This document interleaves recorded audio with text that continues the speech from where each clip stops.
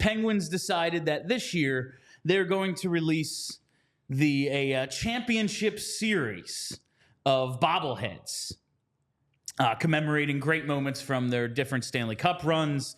There's a Jágr and a Mario, obviously. There's going to be a Phil Kessel. There's a Hornquist.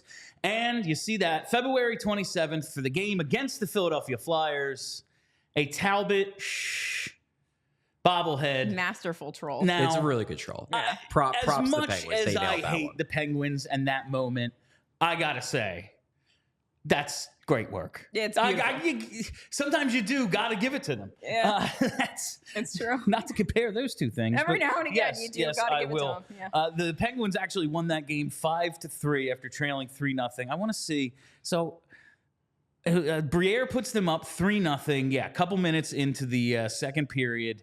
Carcillo and Talbot fight on the ensuing face-off. And then Rusty Fedotenko, let's see here, 14 seconds later, makes it 3-1. Less than 2 minutes later, Mark Eaton makes it 3-2. And then with about 3 minutes left in the second, Sidney Crosby ties the game from Bill Guerin to make it 3-3. Bill Guerin, I forgot. And then in the third period, Gonchar scores 2 minutes in to take the lead. Crosby adds an empty netter to close the series. Flyers lose 5-3. What a hell of a troll. I'll always remember this game because this year, 08-09, my buddy Frankie and I had like 11 or 17 ticket points, whatever it was. And he gets the playoff tickets, and he gets a suite. I was like, dude, I can't afford suite tickets. So I ended up not being in on the playoffs after we just went through the whole season. And him and his brother go to this game, and I'm tailgating with them. And I was like, I'm not going in. And I'm like about to leave, and a scalper's coming up to me. And greatest line a scalper's ever said, come on, man, treat yourself. Don't cheat yourself. Oh, my God. I'm so close, but I need to eat this week. I don't know. And I walked away. I didn't buy the tickets, and I went home. Wow. And I watched this game unfold and go, thank God. Right. Because if I had spent what little money I had left and like couldn't eat this week because of this, I would be in jail. Like I would have left the game under arrest. And that's what I'll always remember about this game. I'm going to try to get one of these. I think this is a great bobblehead. It's real good. But I wanted to know if any sort of role player or like underrated moment, notorious moment. If the Flyers, obviously they haven't won a cup, so it couldn't be like the championship series. But if you wanted to like immortalize one of these maybe underrated moments. Yeah. Is there anything that really comes to mind that the Flyers could do? You know what would be really funny? You know that picture of Konechny sideways up against the boards that someone like made a hat out of? Yep. Like that would be an extremely funny one. That would be very good. Sideways Travis Konechny stuck to the boards. His whole body bobbles. It would be hilarious. Whole body bobbles. Yeah. I love it. That would be a good one. That would be good. The one thing I was going another direction though, I was thinking about like, because the Penguins obviously with the thing are like trying to be creative. Yeah. So my thought process, why don't they go all in? Like for the Phil Kessel one, have him holding a hot dog. Oh, that would be great. Or have him sitting in a casino. Yeah. Like the two things that he's known for off the ice. For Jágr, have him laying in a bed next to like a 21-year-old model. He could also be in a casino, to be fair. For Mario, have him in a suit and then have him like holding up a piece of paper that's like Kansas City, like with an X through it.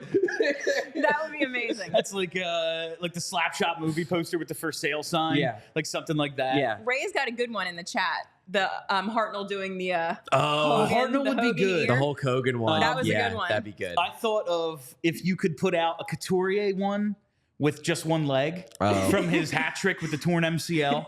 I thought that would be funny. Lost that game too. They did lose that game, which makes it even funnier. Oh my God. Guy on one leg scores a hat trick, you lose. Flyers hockey, baby. I think like the coolest actual bobblehead would be Bush making the backward save, and it comes with like the detachable helmet. That would be cool. I think that would be very sick. That would be neat. Yeah. And like Kapanen grabbing onto the boards would be like really cool.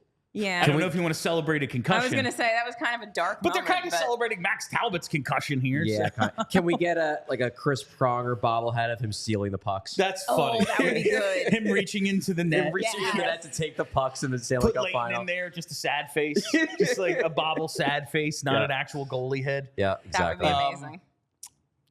If the Devils wanted to do something like this, William Stevens with a flying elbow would be very funny. Yeah. That would be some good stuff. It's too soon. One thing I gotta say though, like Fenway Sports Group bought the Penguins. Right. Yeah. They are well funded, to say the least. They have a lot of money. Yeah. Only the first 7,500 fans get these bobbleheads. So like a third of your crowd gets the bobbleheads. I feel like What cheap bastards! what you're doing there is you're really establishing a secondary market for these bobbleheads because people are going to want them. Yeah. And so now you're just going to have like 500 people who don't give a crap about the bobbleheads are going to go there, get them, and then immediately put them on eBay for like $100.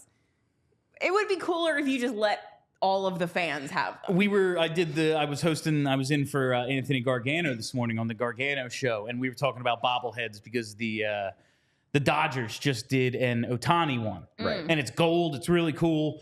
But like the line out the door, like it was down the block around it was like, wow. Dodgers fans showed up on time. Good for them. But I just thinking like the Phillies used to do this, limit the giveaways. I was 14 years old and there was a Randy Wolf bobblehead for kids 14 and under. Mm-hmm. I was like this tall when I was 14. Oh no. And they were like, no. I was like, but I don't carry an ID. I'm 14 years old. I don't have a driver's license because I'm under 14. My dad's like, he's 14. And they were just like, no.